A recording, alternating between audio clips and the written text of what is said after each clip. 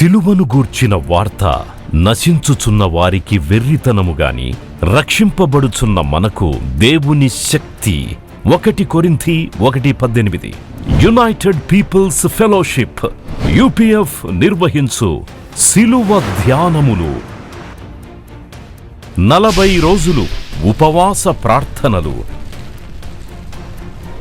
2026 ఫిబ్రవరి 23వ తారీఖు నుండి ఏప్రిల్ 3వ తారీఖు వరకు ఉదయం 4 గంటల నుండి ఉదయం 7 గంటల వరకు Mennonite brother and Bethel church, mission compound, Golconda cross roads, Musheerabad, Hyderabad. ఆహ్వానించువారు ప్రభువు దాసురాలు జాయ్ చెరియన్ గారు, senior pastor, UPF Hyderabad. YouTube, Instagram, Facebook మరియు జూమ్ ద్వారా ప్రత్యక్ష ప్రసారం. Zoom meeting ID 9550504718, passcode 7777. వివరములకు 9550504718, 9030757571. అందరికీ ఆహ్వానము.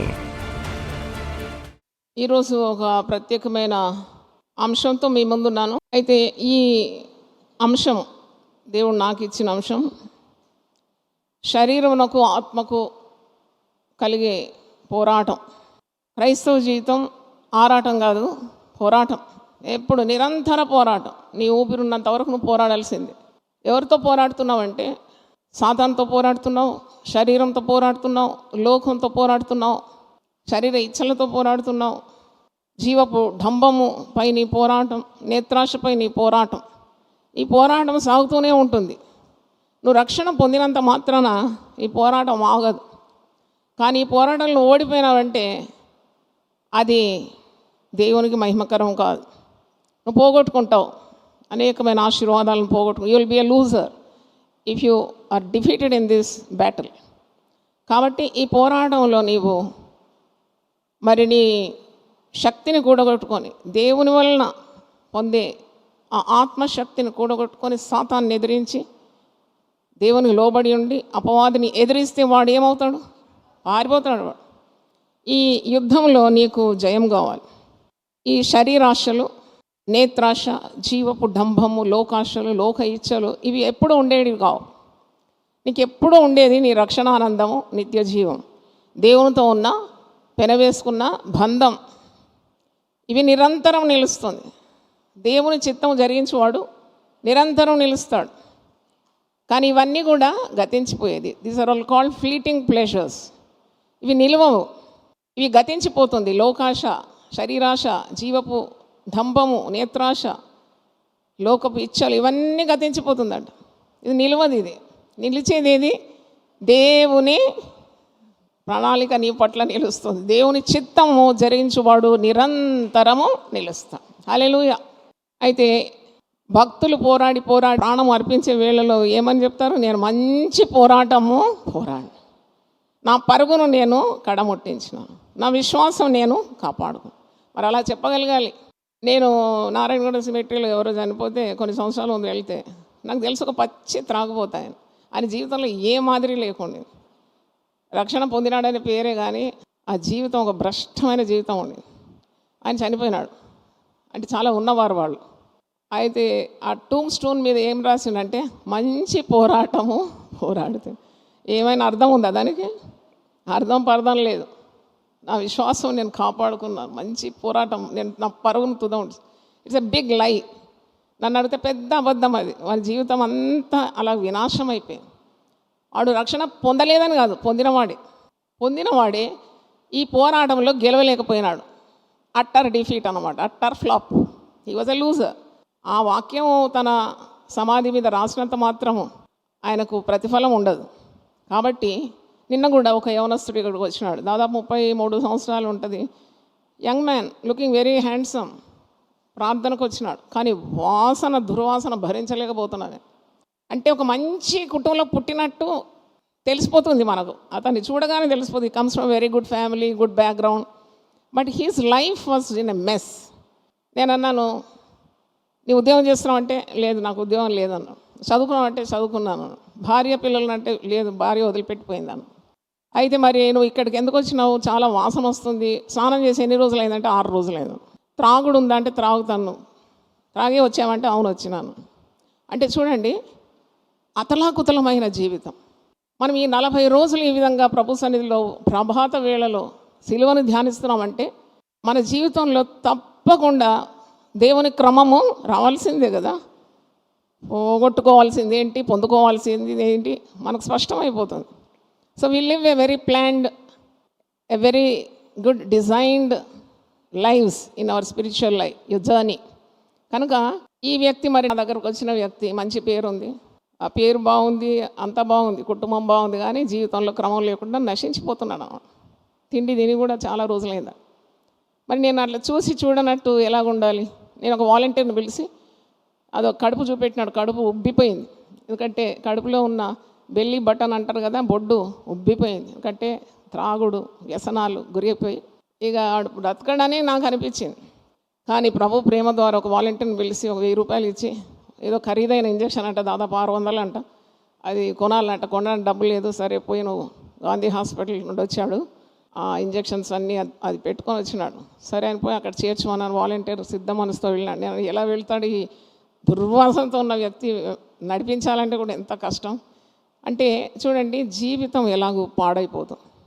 Maintaining A discipline Christian life, it's a great blessing, not only for you, for your entire family. నీవు ఒక మంచి క్రమ పద్ధతిలో దేవుని వాక్యానుసారంగా నీ జీవితం కట్టబడితే అది చూడడానికి ఎంత ముచ్చటగా ఉంటుంది, నువ్వు ఎంత ప్రయోజనకరంగా ఉంటావు. నీ కుటుంబానికి మాత్రం కాదు, సంఘానికి, సమాజానికి, మరి ఇతర విశ్వాసులు నేను చూసినప్పుడు నేర్చుకోవాల్సింది ఎంత ఉంటుంది. కాబట్టి దేవుని వాక్యము అనుసరించి మన బ్రతుకులు కట్టుకోవాలి. ఏం కాదులే, కృపాయుగం, హైపర్ గ్రేస్, సూపర్ గ్రేస్ అన్నీ జరిగిపోతుంది. పాపం చేసిన నిత్యజీవం వస్తుంది నాకు, దేవుడు వర్తమాన భూత భవిష్యత్ కాలంలో ఉన్న పాపాలన్నీ క్షమించినాడు. అంతా కరెక్టే నువ్వు చెప్పేది. కానీ నువ్వు విత్తిన విత్తనం పంట నీ జీవితంలోనే కోస్తావు. అది నేను చెప్పింది కాదు. గలతీ పత్రిక 6వ అధ్యాయంలో ఉంది, మోసపోకుడి దేవుడు వెక్కిరింపబడ్డాడు. నీవు ఏది విత్తుతావో ఆ పంట తప్పకుండా కోస్తావు. పంట కోస్తావు. Every action has a consequence. లేదండి యేసు రక్తం చేత మేము కప్పబడినాం కాబట్టి మాకేది రాదు. కానీ చేసిన పాపం ఎటు పోదు, నిన్ను చుట్టుకుంటుంది. అది దానికి చూడండి, చేసిన ప్రతి యాక్షన్కి ఒక రియాక్షన్ ఉంటుంది. It cannot go unnoticed by God, because God seize everything. ఇక్కడ గలతీ 6:6లో 7వ వచనం, మోసపోకుడి దేవుడు వెక్కిరింపబడు, మనుషుడు ఏమి విత్తునో ఆ పంటనే కోయను. ఎలాగనగా తన శరీరేచ్ఛలను బట్టి విత్తువాడు తన శరీరం నుండి క్షయం అను పంట కోయను. క్షయం అంటే డిస్ట్రక్షన్, నశించేది, దాన్ని క్షయం అంటారు. శరీరము ఇచ్చలను బట్టి విత్తువాడు నాశనానికి గురవుతాడు. దేవుడిచ్చిన శరీరం కదా, ప్రతిదినము నీకు ఆ భయం ఉండాలి. ఈ శరీరము దేవుని ఆలయం, పరిశుద్ధాత్మకు నిలయం. దీంతో ఆడుకోవద్దు. నేను పరిశుద్ధాత్ముడు నాలో ఉన్నాడు. ఒక గెస్ట్ ఇంట్లోనే ఉంటేనే కడక్కుంటారు కదా మీరు, మరి పరిశుద్ధాత్ముడు నీలో వసిస్తే అంత భయం లేదా? ఎటు పడితే అటు, ఏ పాపం అంటే పాపం చేయడానికి తెగిస్తే దానికి ఉన్న చేదు ఫలాన్ని ఈ లోకంలో అనుభవించకుండా నీవు తప్పించుకోగలుగుతావా? తప్పించుకోలేవు. అందుకే ఈ వాక్యాలు, శరీరమును బట్టి విత్తువాడు తన శరీరం నుండి క్షయమను పంట కోయను. చాలామంది ప్రేమించి వివాహాలు చేసుకుంటారు, వివాహేతర సంబంధాల్లో ఉండడానికి తెగిస్తారు. జాగ్రత్త, that will lead you to ruin.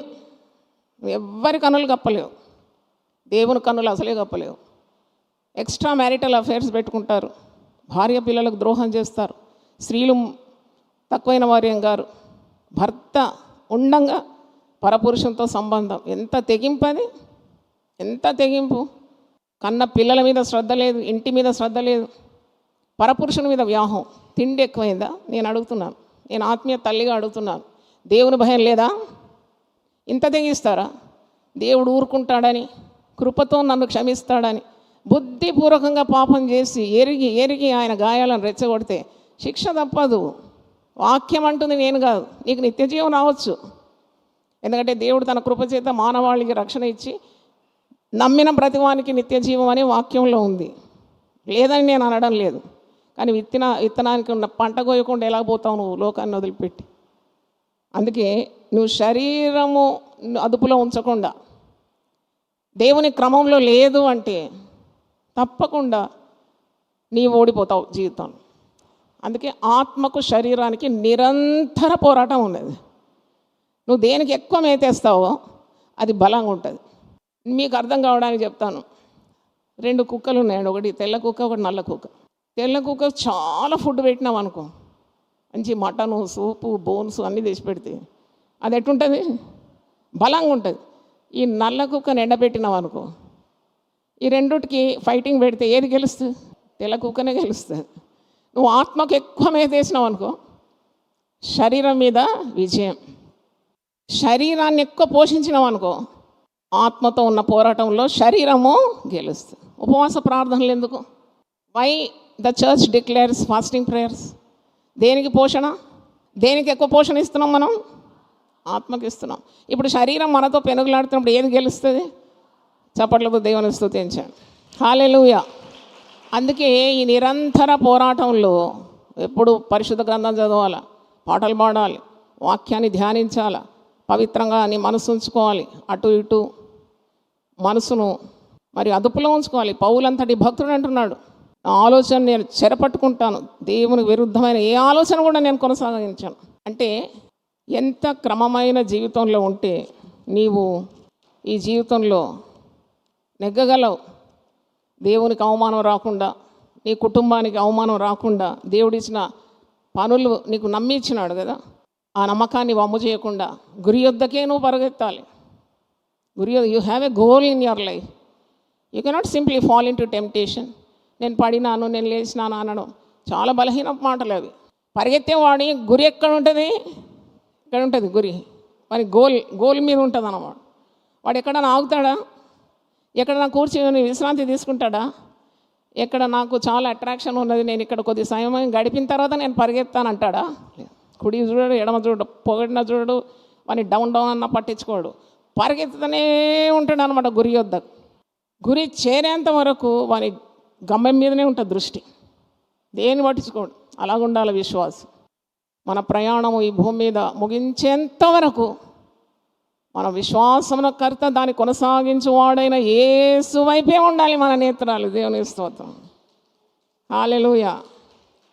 యేసు వైపే మన నేత్రాలు. కుడికి కానీ, అందుకే యెహోషువ భక్తునితో 1వ అధ్యాయంలో దేవుడు సెలవిస్తాడు, నువ్వు కుడికి కానీ ఎడమకు కానీ తిరగకూడదు. దేవుని ధర్మశాస్త్రం దివారాత్రం ధ్యానించు, బోధించడం మానకు. కుడికి కానీ ఎడమకు కానీ తొట్టిళ్ళకు అంటాడు. అయితే ఇక్కడ ఆత్మను బట్టి విత్తువాడు ఆత్మ నుండి నిత్య జీవం అను పంట కోయం. ఇది గుర్తుపెట్టుకోండి ఈ మాట. సరే, నేను ఒక పాట పాడిన తర్వాత ముందుకు వెళ్తాను. ఇది చాలా పాత పాట. I think it is 200 years old might be. ఈ పాట కావాలంటే ఈ పుస్తకం కొనుక్కోవాలి మీరు. సిలువ కీర్తనలని, సిలువ పాటలన్నీ దీంట్లో రాసిన సంకలనం చేసినాము. ఇది 20వ పాట. నీవాత్మాయుద్ధములో జయముందుమా, నీవాత్మాయుద్ధములో జయముందుమా, ఓ నా సోదర వెనుకంజవేయ, ఓ నా సోదరి వెనుకంజవేయ, నీవాత్మాయుద్ధము. చప్పట్లు కొట్టి ఆరాధించు. నీవాత్మాయుద్ధములో జయముందుమా, ఓ నా సోదర వెనుకంజవేయ, ఓ నా సోదరి వెనుకంజవేయ.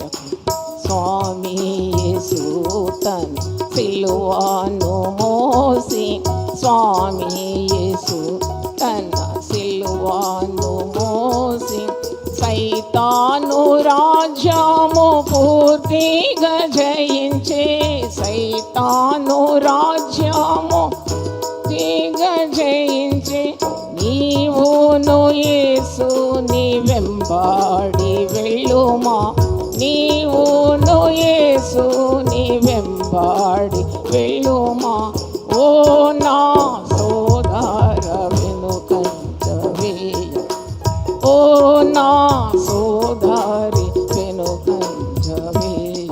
నీవాత్మాయుద్ధములో జయముందుమా నీవాత్మాయుద్ధములు జయముందుమా. ఓ నా సోదర వెనుకంజ వేయ, ఓ నా సోదరి వెనుకంజ వేయ.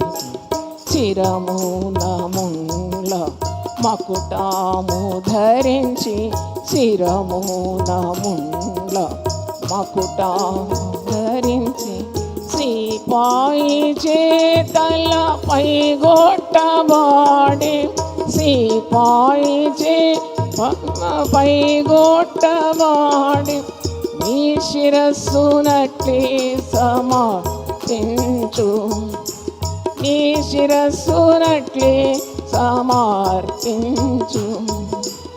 ఓ నా సోదర వెనుకంజ వేయ, ఓ నా సోదరి వెనుకంజ వేయ. నీవాత్మాయుద్ధములో జయముందుమా నీవాత్మాయుద్ధములో జయముందుమా. సోదర వెనుకంజ వేయ, ఓ నా సోదరి వెనుకంజ వేయ. కల్వారి పైకి ఉంటారిగానే, కల్వారి పైకి ఉంటారిగానే, వెళ్ళేను యేసు త్యాగా సహితుడై, వెళ్ళేను యేసు త్యాగా సహితుడై. నీవును ఆధారిని వెళ్ళుమా, నీవును ఆధారిని వెళ్ళుమా. ఓ నా సోదర వెనుకంజ వేయ, ఓ నా సోదరి వేయ. నీవాత్మాయుద్ధములో జయముందుమా నీవాత్మాయుద్ధములో జయముందుమా. ఓ నా సోదర వెనుకంజ వేయ, ఓ నా సోదరి వెనుకంజ. లోకస్తులంతా నిద్రించుచుండగా, లోకస్తులంతా నిద్రించుచుండగా, మోకాళ్ళపై యేసు కొండపై నుండి, మోకాళ్ళపై యేసు కొండపై నుండి, నీవును ప్రార్థన శక్తి నొందుమా, నీవును ప్రార్థన శక్తి నొందుమా. ఓ నా సోదర వెనుకంజ వేయ, ఓ నా సోదరి వెనుకంజ వేయ. నీవాత్మాయుద్ధములో జయముందుమా నీవాత్మాయుద్ధములో జయముందుమా. ఓ నా సోదర వెనుకంజ వేయ, ఓ నా సోదర వెనుకంజ వేయ. సాహసమునని ఆత్మా ఖడ్గమున, సాహసమునని ఆత్మా ఖడ్గమున, సైతాను బంధము ఖండించి వేసి, సైతాను తాము ఖండించి వేసి, క్రీస్తుని సంఘమా ముందంజ వేయుమా, క్రీస్తుని సంఘమా ముందంజ వేయుమా. ఓ నా సోదర వెనుకంజ వేయ, ఓ నా సోదరి వెనుకంజ వేయ. నీవాత్మాయుద్ధములో జయముందుమా నీవాత్మాయుద్ధములో జయముందుమా. ఓ నా సోదర వెనుకంజ వేయ, ఓ నా సోదరి వెనుకంజ వేయ. హల్లెలూయా. అంటే ఆత్మీయ జీవితాన్ని అంత అల్లాటప్పగా తీసుకోకూడదని, నువ్వు వెనకంజ వేయద్దు, నీవు క్రీస్తును గురిగా పెట్టుకొని ముందుకే సాగాలని పాట అర్థం. నాకు తెలుసు, చాలా పెద్ద సంస్థకు స్థాపకుడు, founder of a great ministry. అది శాఖోపశాఖలుగా భారతదేశం అంతా ప్రబలిపోయింది ఆయన పరిచర్య. లోకంలో కూడా వాళ్ళకు శాఖలు ఉన్నాయి, దేశాలు.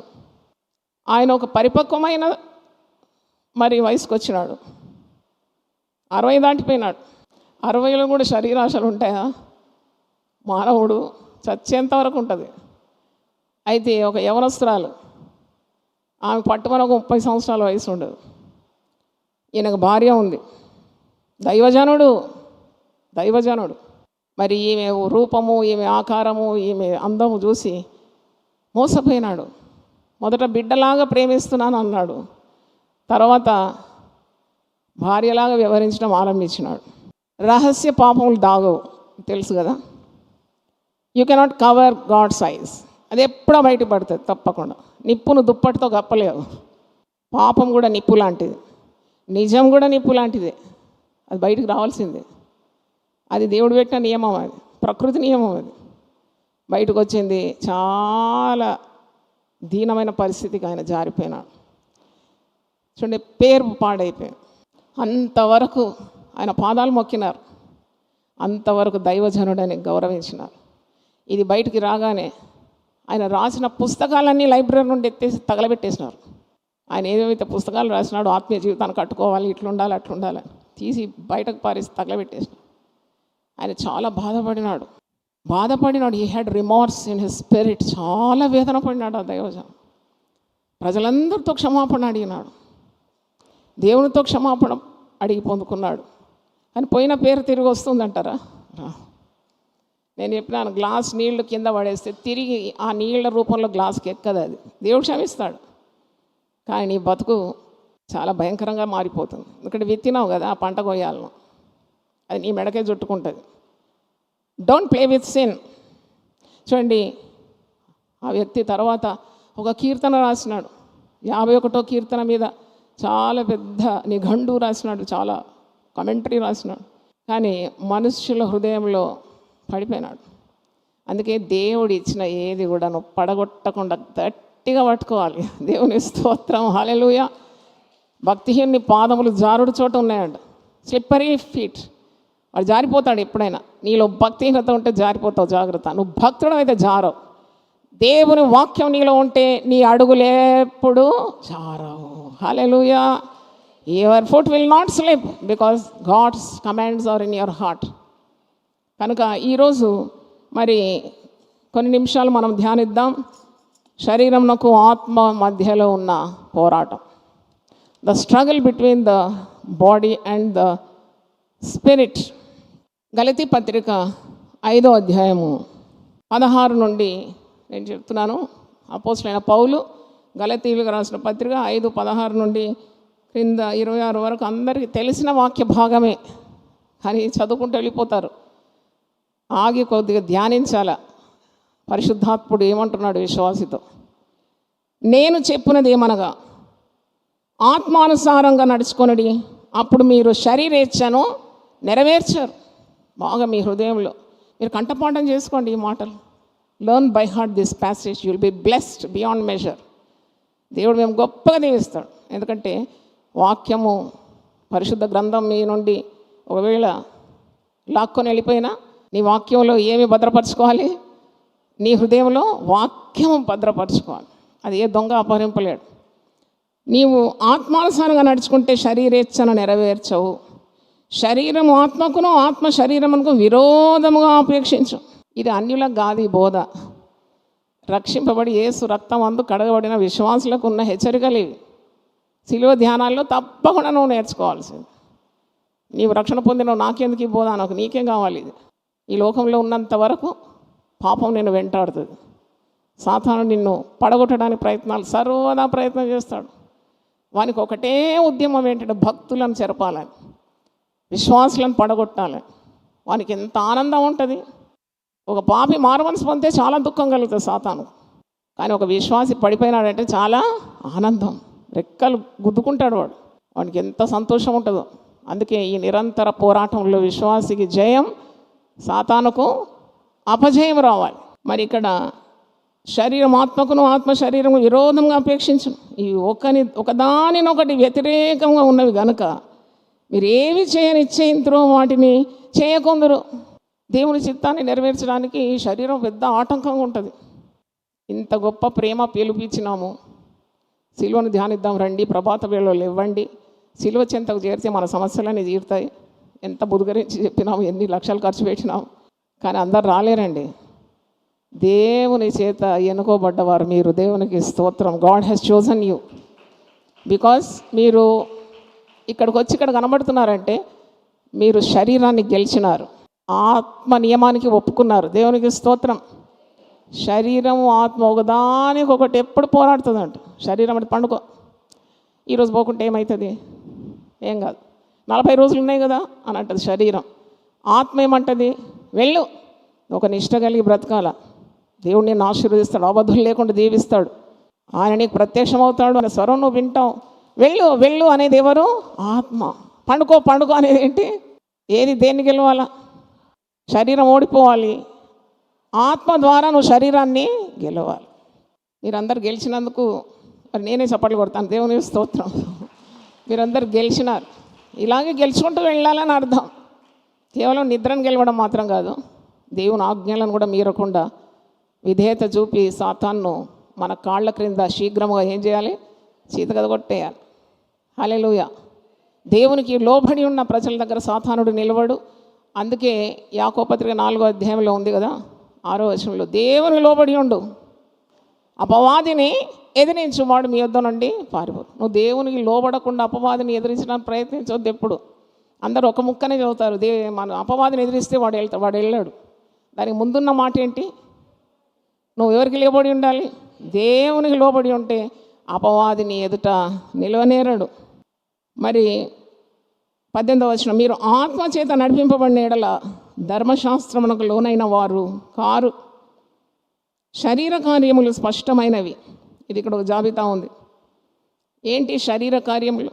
జారత్వం, అపవిత్రత, కాముకత్వం, విగ్రహారాధన, అవిచారం, ద్వేషములు, కలహము, మత్సరములు, క్రోధములు, కక్షలు, భేదములు, విమతములు, అసూయలు, మత్తతలు, అల్లరితో కూడిన ఆటపాటలు మొదలైనవి.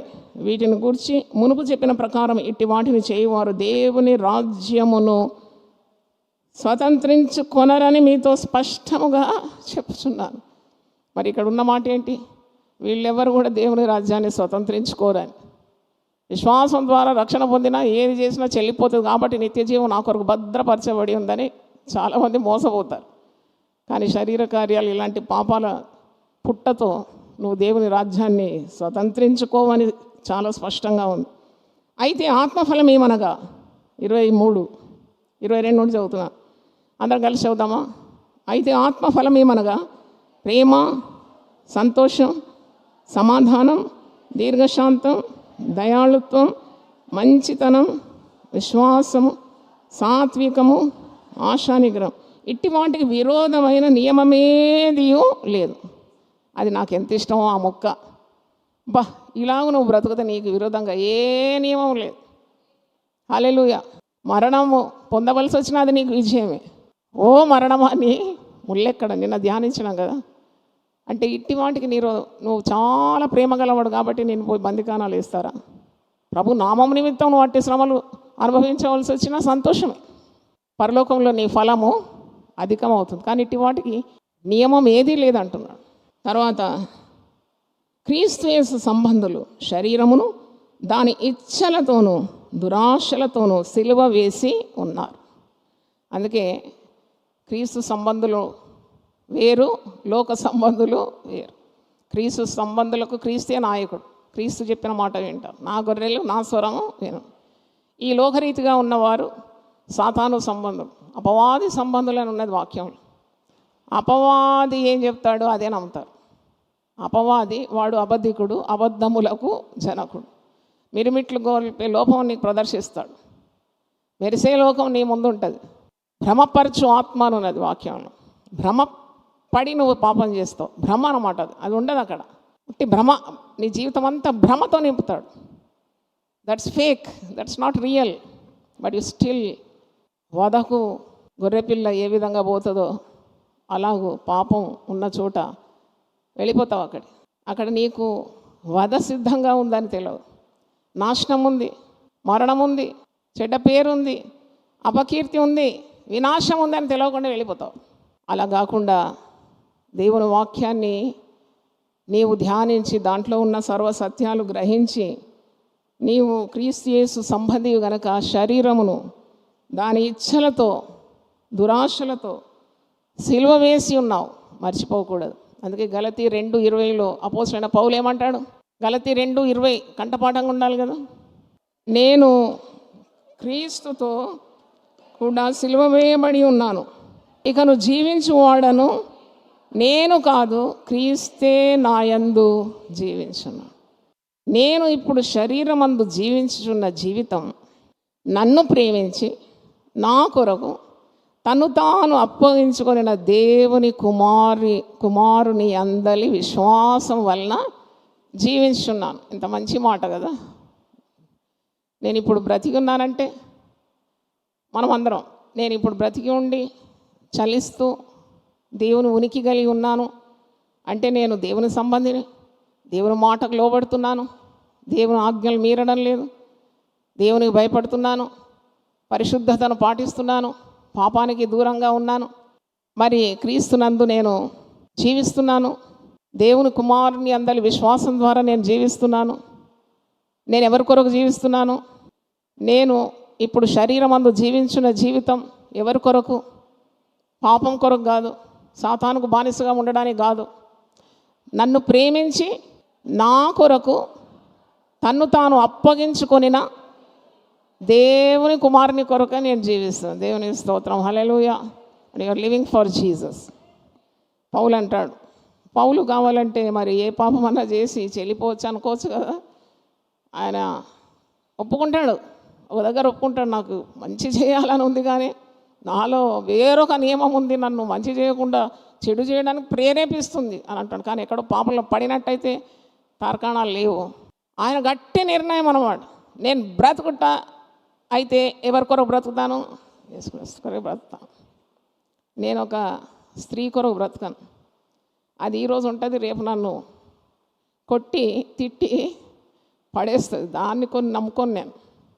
నేను పురుషుని నమ్ముకోను. వాడు ఈరోజు ఐ లవ్ యూ అంటాడు, రేపు నా ప్రాణం తీస్తాడేమో. నేనెందుకు పురుషుని నమ్మాలి? నాసికారంధ్రంలో ఊపిరున్న ఏ వ్యక్తిని నీవు నమ్మే అవసరం లేదు. సర్వ సృష్టికర్త దేవుని వైపు నీ కన్నులెత్తాలి. దేవుని స్తోత్రం. ఆయన ప్రేమ సరిపోదా?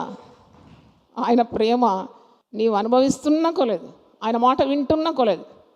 బావిలో నీరు ఊరినట్టు ఊరుతూనే ఉంటుంది. దేవుని స్తోత్రం. ఆయన ప్రేమ నిత్యం క్రొత్తదిగా ఉంటుంది. నా అనుభవం చెప్తున్నాను, నా సాక్ష్యం. మానవుని ప్రేమ రాను రాను రాను రాను పాత చింతకాయ పచ్చడిలాగా మారిపోతుంది. కానీ యేసు ప్రేమ దినములు గడుస్తున్న కొలది. అందుకే ఒక వాక్యం ఉంది విలాప వాక్యాల్లో 3వ అధ్యాయంలో, అతనికి అనుదినము నా పట్ల నూతనముగా వాత్సల్యత పుడుతుందంట. చప్పట్లు గట్టి కొట్టి దేవుని స్తుతిద్దాం. హల్లెలూయా. His love is fresh every morning. అనుదినం కొత్త ప్రేమను అనుభవిస్తున్నాం. మానవులతో సాంగత్యం చేస్తే విసిగిపోతారు, జాగ్రత్త. పాతబడి ఇంకా కొత్త వారిని వెతుక్కుంటారు. ఎందుకంటే వారు దుర్మార్గులు కదా. ఉన్నవారిని త్యజించి నీ దగ్గరకు వచ్చినారు కాబట్టి వారి బుద్ధి పోదు, నీకు నాశనం తీసుకొస్తారు. జాగ్రత్త. నువ్వు దేవుణ్ణి ఆశ్రయించాలి. నేను విధవరాళ్ళతో ఎప్పుడు చెప్పే మాట ఇది, take care, your husband is no more. నీ పక్కన భర్త లేడు. పక్కన ఒక భర్త ఉండడం చాలా మంచిది ఒక స్త్రీకి. దేవుడు ఉండడం ఇంకా మంచిది. దేవుని స్తోత్రం. పౌలుతో అడిగితే చెప్తాడు, పౌలు తన సాక్ష్యం, నన్ను మింగడానికి సింహం లాంటి వాళ్ళు వచ్చినా ప్రభు నా ప్రక్కన నిలిచి నన్ను ఏం చేసినాడు? బలపరిచినాడు. దేవునికి స్తోత్రం. అందుకే భర్త లేని వాళ్ళు, విధవరాళ్ళు, భర్త సహాయం లేని వాళ్ళు దేవుణ్ణి ఆశ్రయించాల. దేవునికి స్తోత్రం. ఆయన నీకు భర్తగా ఉంటాడు, నీకు శిరస్సుగా ఉంటాడు, నీ పిల్లలకు తండ్రిగా ఉంటాడు, నీకు స్నేహితునిగా ఉంటాడు, నీ ప్రేమికునిగా ఉంటాడు. పరపురుషుని జోలికి పోకూడదు. ఒక స్త్రీ నా దగ్గరకు వచ్చింది, ఒళ్ళంతా గాయాలండి, తలకు కూడా గాయాలు, కనుబొమ్మలకు కూడా గాయాలు వచ్చి నా పాదాల దగ్గర పడ్డది. ఒక రాత్రి అంటే ఒక 5-6 సంవత్సరాల ముందు జరిగింది. ఒళ్ళంతా గాయాలు, చీరంతా రక్తం. అప్పుడు నేను అలసిపోయిన సేవ చేసి వచ్చినాను, ఎక్కడో దూర ప్రయాణం చేసి. కానీ ఒక సేవకురాలుగా నా మనసు ఒప్పలేదు ఆమెను అట్లాగే పంపించడానికి. ఆమెను లైట్స్ అన్నీ వేసి ఆమెను ఏమైందని చూస్తే అంతా గాయాలు. నేనేం చేశాను, దగ్గర తీసుకొని వేడి నీళ్ళు పెట్టి ఆమెకు స్నానానికి అరేంజ్ చేసి నా బట్టలు ఇచ్చి ఆమెకు బట్టలు తొడిగించి వేడి వేడి పాలు ఇచ్చి, అది మొట్టనే అడగలే. అంతే, ఆమెకు క్షమ లేదు, చెప్పడానికి వివరించడానికి కూడా ఓపిక లేదు. ఆమె బాధలో ఉంది. ఏమైంది, ఎట్లయింది, ఎక్కడ కొట్టినాడు, ఎప్పుడు కొట్టినాడు, దేంతో కొట్టినాడు, ఇలాగ అడగొద్దు. ఫస్ట్ సార్ మొదట పరిచర్య చేయి. అయితే పరిచర్య చేసిన, తిండి కూడా పెట్టిన. తర్వాత అడిగిన ఏమైంది అంటే, ఇంత చేసిన తర్వాత నాతో అబద్ధం ఆడుతుంది ఆమె. అబద్ధం ఆడడానికి దమ్ము లేదా ఆమె, ఉన్నది ఉన్నట్టు చెప్పిందండి. ఏమైందంటే, నా భర్త పోయిన తర్వాత ఒకడు వచ్చి నా దగ్గర, నేనే నీకు భర్తగా ఉంటా, నీ పిల్లలకు తండ్రిగా ఉంటా, నా జీతంలో సగం నీకు ఇస్తా. వానికి భార్య పిల్లలు ఉన్నారు. మోసపు మాటలు కదా ఇవి. He wants to exploit that woman. అయితే వాడు వస్తూ పోతూ ఉండేదంట. అప్పుడు నేను అనుకున్నా, నా భర్త లేడు కదా, ఎట్లయినా సమాజంలో నాకు కొద్దిగా ధైర్యం ఉంటుంది. నీకు పేర్లు పెట్టి పిలుస్తారు సమాజం. అయితే అలాగూ వస్తూ ఉన్నాడు. నా శరీరంలో ఆరోగ్యం లేదని చెప్తే, నీకు ఇంకెవరో ఉన్నారని చెప్పి నన్ను చావగొట్టినాడు. వానితో నేను మరి కలవకున్నందుకు నన్ను చావగొట్టినాడమ్మా. వాడు తాగొచ్చినాడమ్మా. నేనన్నా, మంచి జీవితం, రక్షణ జీవితాన్ని ఇలా పాడు చేసుకున్నావేంటి? మళ్ళీ పోయి ఒక పరపురుషుని ఆశ్రయించి ఇన్ని దెబ్బలు తినాలనా? అప్పుడు నాకున్నదంతా తీసుకున్నాడమ్మా. పాస్బుక్ తీసుకున్నాడు, బ్యాలెన్స్ తీసుకున్నాడు, కొట్టి చెప్తున్నాడు. మా పిల్లలు భయపడి, చిన్న పిల్లలు టీనేజ్లో ఉన్న అందరూ భయపడి వణికిపోతున్నారు. ఏం అవసరం నీకు ఈ పని చేసినావు? దేవుని నియమాల్లో ఉండి దేవుని గట్టిగా పట్టుకొని బ్రతుకుతే ఎంత ధన్యురాలు అవుతారు. ఆ పిల్లల ముందు ఎంత క్రమం ఉంటుంది. ఆ పిల్లలు లేచి ఆమెను ఏమంటారు? పిల్లలు లేచి ధన్యురాలు అంటారు. ఎంత భయంకరమైన పరిస్థితికి దిగజారిపోయింది. అయినా ఆమెను లేవనెత్తి, పర్వాలేదు దేవుడు ఉన్నాడు, నేను దేవుడు క్షమిస్తాడని చెప్పి ఆమె కొద్దిగా రేషన్ అవన్నీ సప్లై చేసి మంచి మార్గానికి తీసుకొచ్చినాం. నేను ఎందుకు చెప్తున్నానంటే, సాతాను ఆత్మ అది మోసపరచు ఆత్మ, మోసగాడు వాడు. నీ జీవితము భ్రష్టు పెట్టిస్తాడు ఆమె. అందుకే దేవుని స్వరాన్ని వినాలి. ఉదయమే లేచి నీ చెవులు, దేవుడు ఏం మాట్లాడతాడు ఈరోజు, నాకు ఏ మార్గం చూపెడతాడు, అది ఉండాలి. నీ చెవులు సిద్ధపడుతూ ఉండాలి. ఉదయమునే నాకు వినుబుద్ధి పుట్టించు దేవా అని భక్తుడు ప్రార్థన చేస్తున్నాడు. హల్లెలూయా. రోమీలకు రాసిన పత్రిక 8వ అధ్యాయంలో కొన్ని వచనాలు నేను చదివి వాక్యాన్ని ముగిస్తాను. శరీరమునకు ఆత్మకు కలిగే పోరాటం. రోమన్స్ 8:5 నుండి చదువుతున్నానండి. శరీరానుసారులు శరీర విషయము మీద మనస్సుంతురు, ఆత్మానుసారులు ఆత్మ విషయముల మీద మనస్సుంతురు. శరీరానుసారమైన మనస్సు, గట్టి చెప్పండి, శరీరానుసారమైన మనస్సు మరణం, ఆత్మానుసారమైన మనస్సు జీవమును సమాధానమునై ఉన్నది. ఏలైనగా శరీరానుసారమైన మనస్సు దేవునికి విరోధమై ఉన్నది. ఇంకోటి చెప్పాలి, నువ్వు చేసే ప్రతి పాపం, నువ్వు కాదు నేనైనా, ఎవరు చేసిన పాపమైనా అది దేవునికి విరోధమై. యోసేపు ఏమంటాడు?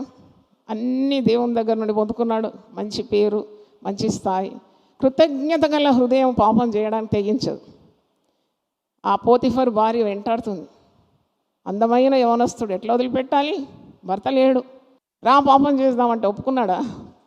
ఒక మాట అంటాడు, అది నా హృదయంలో ఎప్పుడో ముద్రింపబడ్డది కొన్ని సంవత్సరాలను. దేవునికి విరోధంగా పాపం చేసి నేను ఎలాగూ తప్పించుకుంటాను.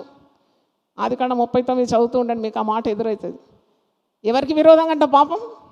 దేవునికి విరోధంగా నేను పాపం చేసి ఎలా తప్పించుకుంటాను? ఇంత బ్యూటిఫుల్ స్టేట్మెంట్. చేసే ప్రతి పాపము మనిషికి విరోధంగా కాదు నువ్వు చేసేది. ఎవరికి విరోధంగా చేస్తున్నావు? దేవునికి విరోధంగా చేయడానికి తెగించినావా? ఆహా, అంత హుషారైపోయినావా? అంటారు కదా, జాదా హుషారి మౌత్కి నిషాని. చావు దగ్గరకు వచ్చింది.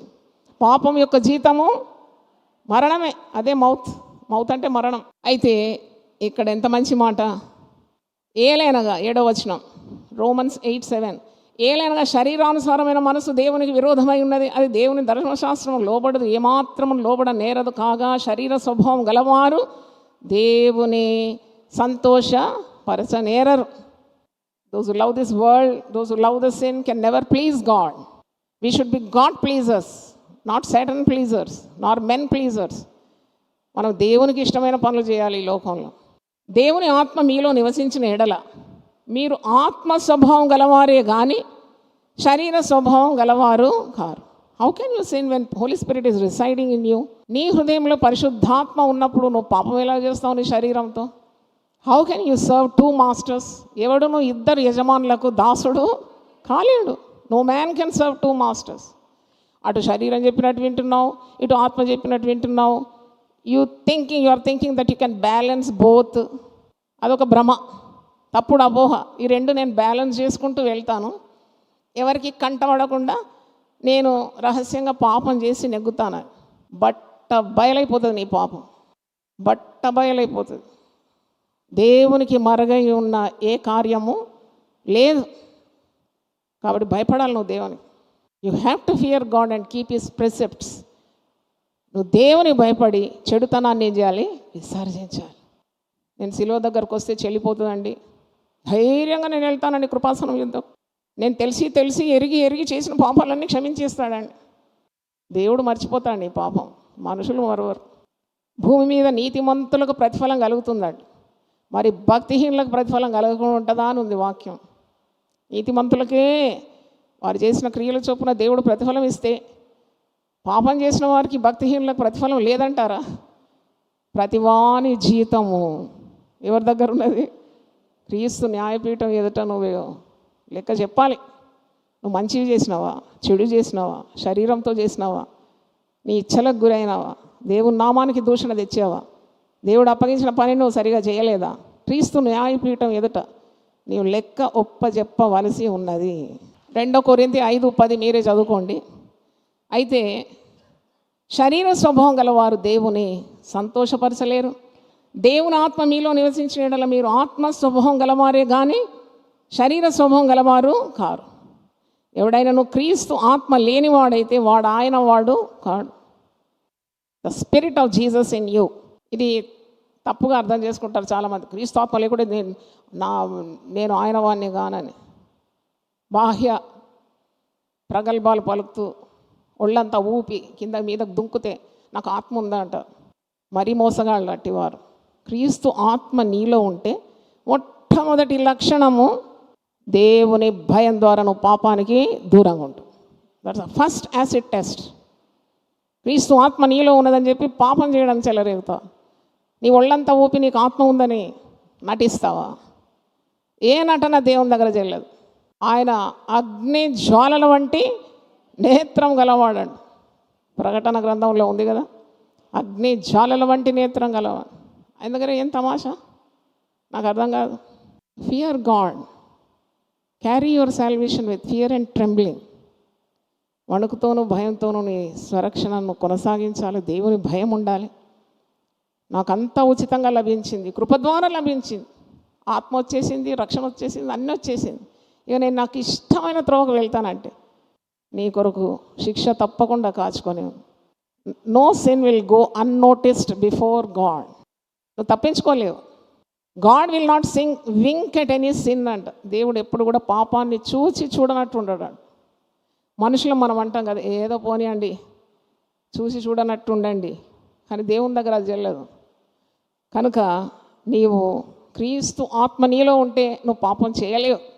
క్రీస్తు మీలోనున్న ఎడల మీ శరీరము పాపం విషయమై మృతమైనది.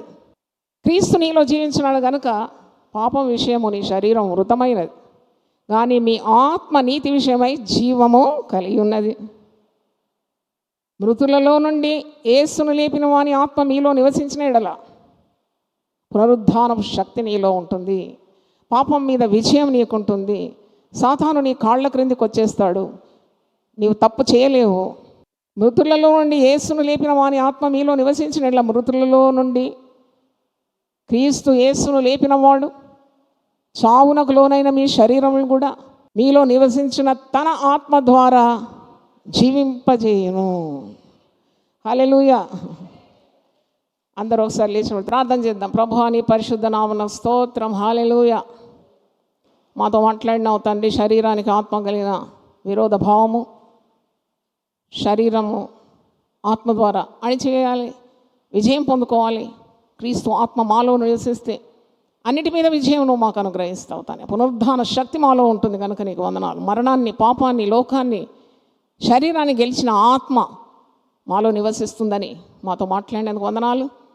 సమాధానకర్తకు దేవుడు సాతాను మా కాళ్ళ క్రింద శీఘ్రం చితకద్రొక్కించునని రోమా 16:20 మరి నీ మాట మేము జ్ఞాపకం చేసుకుంటున్నాము.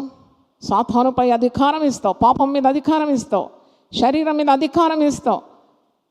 భ్రష్టత్వంలోకి మేము వెళ్లకుండా గురి ఎందుకు పరిగెత్తడానికి మాకు సహాయం దయచేయమని, మా శరీరాత్మ ప్రాణములను మీరు తెప్పరిల్లు చేయమని, నీకు లోబడే ఆత్మ మాకు దయచేయమని, దేవుని వాక్యానుసారంగా జీవించడానికి మాకు కృప దయచేయమని యేసు నామములో అడిగి వేడుకుంటున్నాను తండ్రి. ఆమెన్, ఆమెన్. హల్లెలూయా.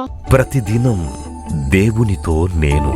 కుటుంబ వ్యవస్థలు, జీవన విలువలు అస్తవ్యస్తంగా మారుతున్న ఈ రోజుల్లో ప్రభువు దాసురాలు రెవరెండ్ డాక్టర్ జాయ్ చెరియన్ గారు దైవ దర్శనంతో ప్రభువు సన్నిధిలో కనిపెట్టి పొందిన 366 విభిన్న ధ్యానాంశములను ప్రతిదినం దేవునితో నేను అనే పుస్తక రూపంలో ప్రపంచానికి అందించారు.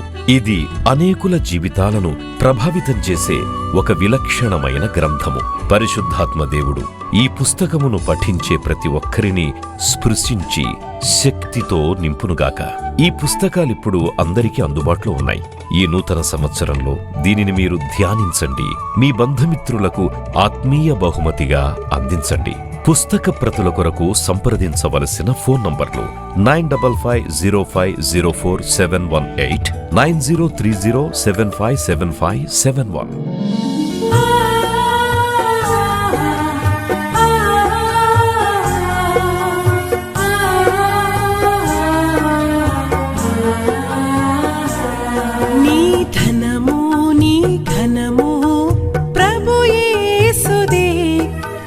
దశమా భాగమునీయ వెనుదీతువా.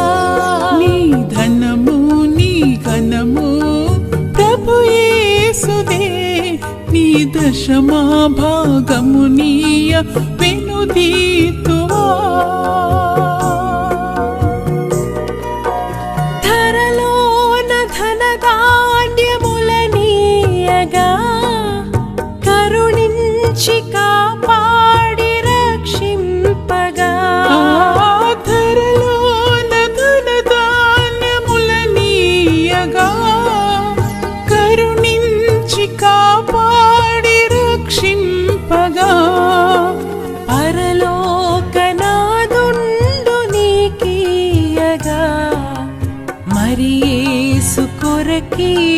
వెనుదీతువా. పరలోకనాథుండు నీకీయగా మరి యేసు కొరకీయ వెనుదీతువా. నీ ధనము నీ ఘనము ప్రభు యేసుదే, నీ దశమా భాగమునీయ వెనుదీతువా.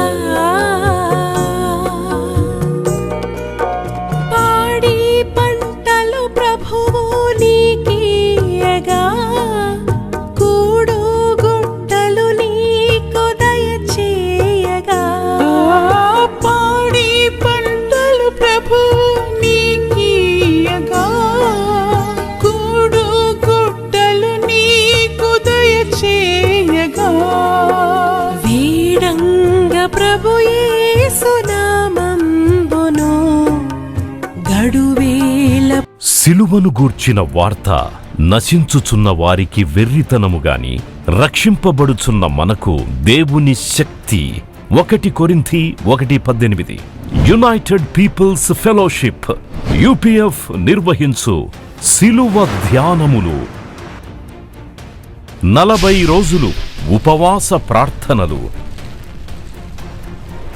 2026 ఫిబ్రవరి 23వ తారీఖు నుండి ఏప్రిల్ 3వ తారీఖు వరకు ఉదయం 4 గంటల నుండి ఉదయం 7 గంటల వరకు Mennonite brother and Bethel church, mission compound, Golconda cross roads, Musheerabad, Hyderabad.